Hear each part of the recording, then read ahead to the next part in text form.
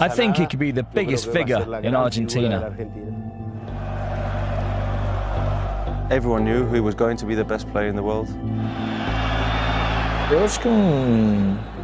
He's a very special player. I think that he's the best player in history. I think it's the gift that God gave to him.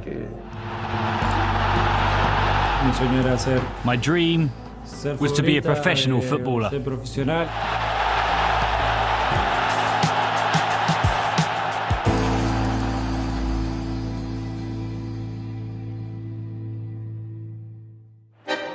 In the 20th century, there was little debate. Known in his home country as Dios, God, Diego Maradona was revered by Argentinian fans as the world's greatest ever player.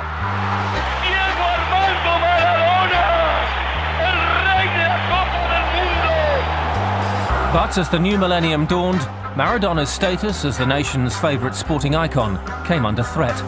La Albiceleste had discovered a new number 10. Here comes Messi, into overdrive. Messi! It's out of this world from Leo Messi! One of the finest football talents ever seen, it seems fanciful to imagine there was a time when the world had never heard of Lionel Messi. Born in Rosario in June 1987, by the age of 11, Lionel Messi was on the books of local club Newell's Old Boys and was part of a youth team beaten just once in 4 years. His signature was coveted by both Newell's and River Plate, but there was one outstanding issue. He had been diagnosed with a growth hormone deficiency and, in order to reach his natural height at a normal rate, required treatment costing $1,000 a month. Neither club could afford it. But Jose Maria Minguella, a scout from FC Barcelona, had other ideas. I found out about Messi through the people that I've worked with in Argentina on other things, on other players, through a school called Marca. They sent me a videotape, and there you could see him already doing these amazing things. It really seemed that he had the ball sewn to his feet, pretty much what he does now. But it was even more surprising to see that in a boy of 12 or 13 years of age. In the end, Barcelona decided to go ahead with it. Messi's new seat of learning was La Masia, the famous youth academy of the Catalan giants. And alongside many other future stars, such as Valdés, Iniesta, Puyol and Xavi, it was here that Messi would learn the Barcelona way. I arrived when I was 13. I came with my family. I spent time at La Masia, but I didn't sleep there. I was with my dad and with my brother in a house. I spent time with the other kids at La Masia. I ate there and I spent the day there. And that was good to help me adapt. It made everything easier and helped me a lot. I was his first coach when he came. I just was coach under 14 back in the season 2000-2001. When he came on trial, just before Christmas. Don't remember now, it was October, November, December. In 2000, I was coach under 14. I had already in this generation or promotion, born in 1987, Cesc Fabregas, Gerard Piqué, and many other players that are playing now in different countries at the first level. And then came Lionel Messi, and everyone realized that we were good for one great player. Former Barcelona president Joan Laporta made La Masia his priority. While Real Madrid had the Galacticos and were buying success, the Catalonians were building from within. But despite his obvious talent on the pitch, off it there was a moral question to be answered. I have to say that it never was a discussion from the football point of view. The discussion came from the human point of view. Because at this moment, and it looks that I'm talking about 30 or 40 years ago, when I'm talking only about 10, 11 years ago, but it was absolutely not normal to bring an under 14 player from Argentina to Barcelona. It was decided that Lionel's father would also move to Spain. There was already a rumour in the club that there was a special young player at the academy. So we started to go and see him. And I remember that he scored 4 goals in 14 minutes during one game. So we wanted him to join us permanently. And when he was 16 years old, we signed the first non-professional contract with him.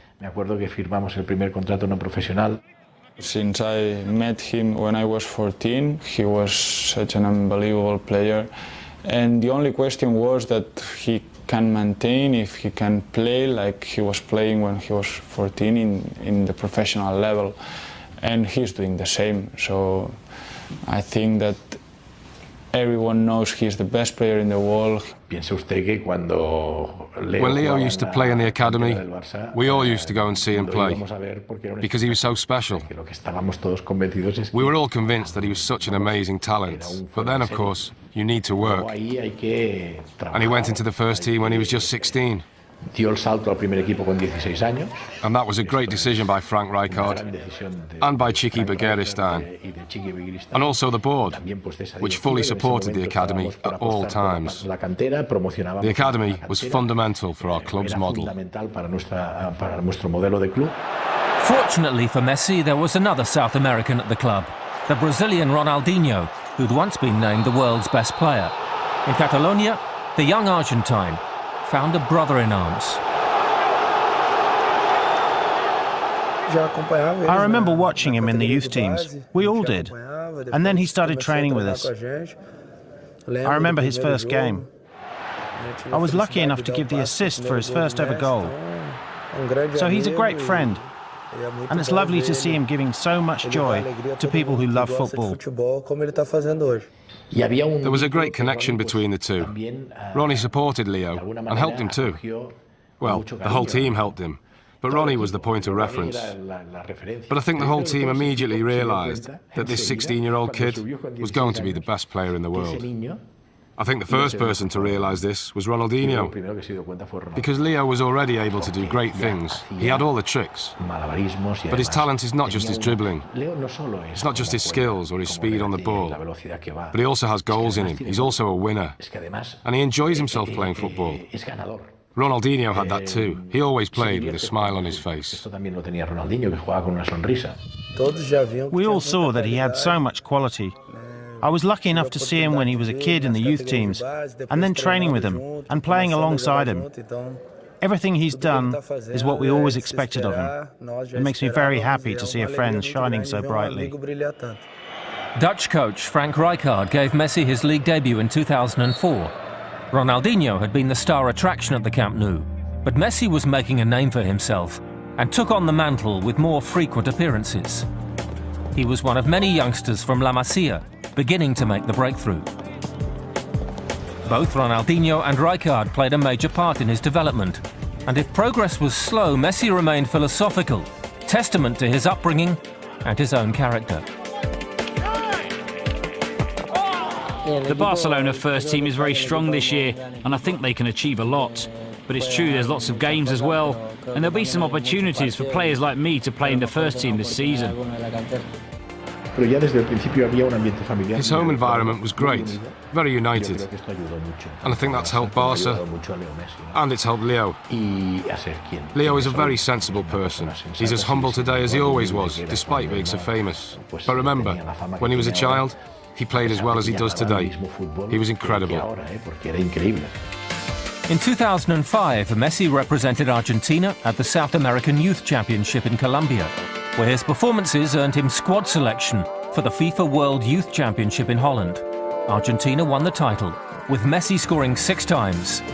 His stock was rising. 2006 brought a downturn in fortunes. Injuries saw him miss Barcelona's Champions League win over Arsenal. And at the World Cup in Germany, he was largely peripheral as Argentina fell at the quarter-final stage. As ever in Argentina, a young player of outstanding talent is inevitably labelled the new Maradona, and Messi was no different. This time, however, it looked as if the Argentine public had actually found their new messiah. A third-place finish in the 2007 Ballon d'Or underlined Messi's progress. The comparisons with Maradona were growing. This was no more apparent than when Messi tore through the Getafe defence in a Spanish Cup game to score one of the greatest goals ever seen on Spanish soil.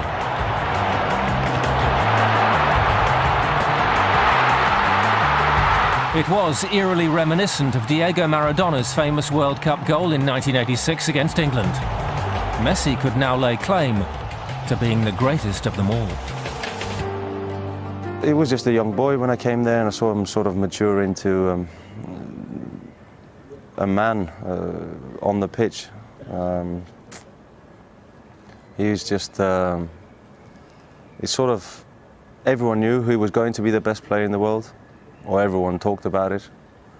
And for him to have been able to live up to all the hype and the talk, it's a great achievement, and the way he does it as well, the way he conducts himself is, I think, is an example to anyone. I've not seen everyone play, but of those I have seen play, of course, the ability he has to change a game is fantastic. Incredible. The following season saw Messi become a first-team regular at the Camp Nou. He scored 14 goals in 26 matches, including a hat-trick against Real Madrid in El Clasico.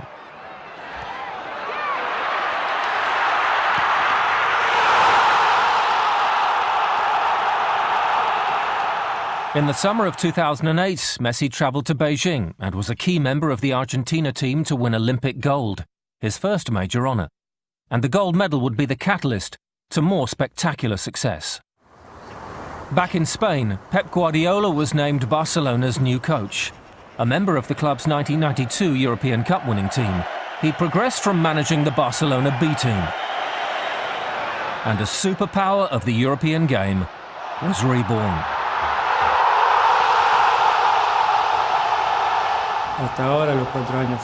It was great. From the first day that he arrived, the 4 years were phenomenal. Not just with me, but with the whole squad. He was always a very approachable manager. He took care of us off the pitch as well as on it, and it was great having him here.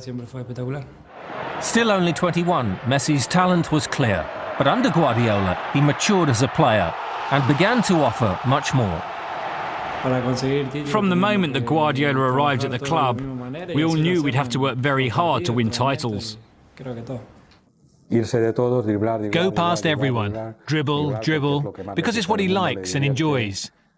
He does that thing better than anyone. But then he goes one step further regarding the team. Messi doesn't think of winning just that game. He's thinking of winning the title too. He was not alone. Barcelona was now a team packed with internationals at the top of their game. Many of the starting 11 had graduated from La Masia and were fully integrated into the tiki-taka style of football. It was a system that delivered a League and Cup double in Spain in 2009, before a Champions League final in Rome against Manchester United, in which Messi played a starring role. It was one of those finals that, despite the first 9 minutes, in which Cristiano Ronaldo came close and made Victor Valdez and Gerard Piqué work very hard, the rest of the game was like a carnival for us. And this was acknowledged by the British press and by Manchester United too. We played fantastically well. Samuel Eto'o's 10th minute strike energised the Catalans. And with 20 minutes remaining, Messi himself added a second to seal victory and become the top scorer in that year's competition with 9 goals. It was Barcelona's 3rd European Cup and a second in 4 seasons. Messi and co had conquered all before them, and the team would go down in history as the first Spanish club to win the treble. What he has made him the best player in the world is that he's got great talent and great mentality. I've never seen a player that young with that much hunger just to train, just to be coached. I remember him just finishing the training sessions and just this willingness to be the next day to train once again. Messi finished the season with 38 goals and won the Ballon d'Or for the first time. It would not be the last. I had the privilege to be with Leo before he received the FIFA World Player Award and the Ballon d'Or. I have a photograph from that night. The Ballon d'Or means a lot to me. I'm the same proud than everyone who has had him. No? In this case, I think it's not fair to say, because what I did. I think Lionel Messi was born to play football. It was a proud moment. It's one of those experiences that you're truly grateful for. I've experienced that, and I feel privileged. And it's all thanks to Messi. It means almost everything to me. I play a game every 3 or 4 days, and I spend a lot of time thinking about the games ahead. It takes up a lot of my life. Sometimes we talk about talent in football, about great talent, but what I really think is that many players have very good ingredients at a very high level, and they become players. But the real talent for me is Messi, is Maradona, is this type of player. When you go to a good restaurant and eat a great meal, and what comes with it isn't good, then the meal is a disaster. Messi is the main course, and the rest of us are the finishing touches to the dish. And we help to make it even better. Messi had become one of the biggest and best paid superstars on the planet, and with fame comes adulation. But a strong family, along with the assistance of the staff from La Masia, ensured that Messi remained grounded at all times. And off the pitch, this boy next door became a husband and a father. It was very clear in his mind that the future of his family was depending on his success, all right, in terms of in order to offer them a better life. I think this was a pressure, that usually this pressure is too much pressure for a young lad. But in that case worked as a positive, I think. Usually it's a negative, because you put that pressure or you feel that pressure that young, I think it's too much. But in this case, he's a fighter. He's so focused in football. Sometimes I think he must be sleeping with the ball. It's the ball and him and the ball. It's all about this. It's his life. The league titles in 2010 and 2011 added weight to the claim that this Barcelona team was the finest club side ever to play the game. Dancing to their own beat, this was a blend of the Argentine tango and the Spanish flamenco. Because of how we get on, we spend a lot of time together. We spend more time together than with our families almost. And that makes us very united and makes us strong. But the Barca way and the Messi way requires more than just raw talent. We take training sessions very seriously. Our manager never has any complaints. We're very professional.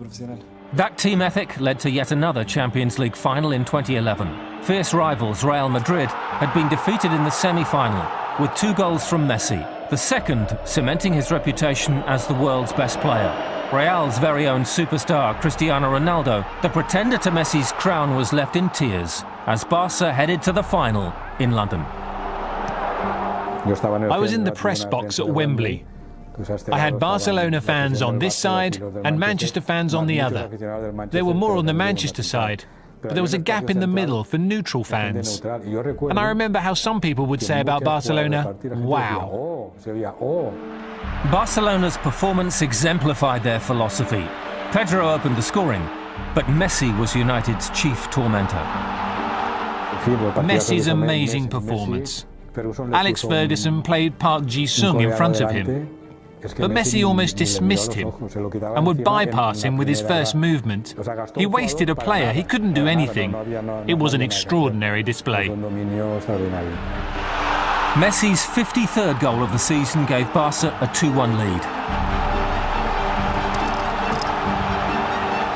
before his dazzling footwork paved the way for David Villa to seal a 3-1 win, and Barcelona's third UEFA Champions League in an astounding trophy-laden 5 years. It was a display that typified the club and the mesmeric brilliance of Lionel Messi.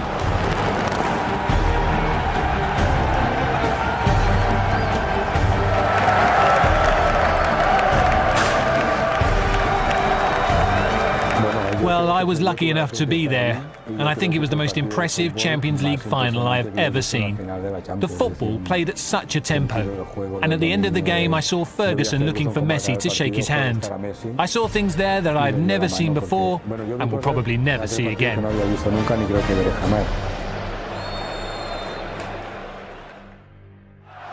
The plaudits continued, and further records were set. He scored 68 goals in a single season, and in 2012 surpassed the 40-year record set by German legend Gerd Müller of 85 goals in a calendar year. Messi ending with 91. It was a staggering achievement, even by Messi's own implausible standards. And the year ended with a fourth consecutive Ballon d'Or. Teammates Iniesta and Xavi were second and third. It meant Messi became the first player ever to win the world's Best Player award more than 3 times. He is just incredible. It's simple as that. It's not something that you say, he does this or does that. He's just incredible. Once he sets off, there's no stopping him. Basically, as a professional, you see that day after day, he's evolved in an amazing way. Only he knows what he can achieve. And that's amazing. To maintain that level of performance. And not only to maintain that level, but to improve on it year after year. It's crazy, almost unique. Because we've already said so many things about him, it's difficult to say something new or something better. Without doubt, he's number one, the best player there is today in football, and certainly one of the best in history, if not the best, for everything he's achieved, because of his age, for all of the records he keeps breaking. In every game he's decisive. He's a very important player. He's a lad who, in spite of being a player who scores goals and has to be selfish, he still provides a load of assists. People find it hard to praise Leo in this sense, and for us, he's still number one. Messi has played all of his club football in Europe. Argentinians can only catch glimpses of their favourite son on television, or when he returns home to captain the national side. And when he does, adulation and expectation follow him wherever he goes. When Lionel plays well, we improve a lot as a team. When we give him the ball, he always manages to keep our opponents under pressure. And this, of course, lifts the whole team. He's very quick, with a technique that's out of this world. I think these are the qualities that have made the whole world fall in love with him. And despite the success, the wealth and the fame, the world also recognises Lionel Messi for what lies beneath the all-time great. The shy boy from Rosario who simply loves to play. You have to fight for what you want in life. My dream was to be a football player, to be a professional, and I always fought for that, to make my dream come true. And with sacrifice and effort, luckily, I was able to make it happen. Messi al arco.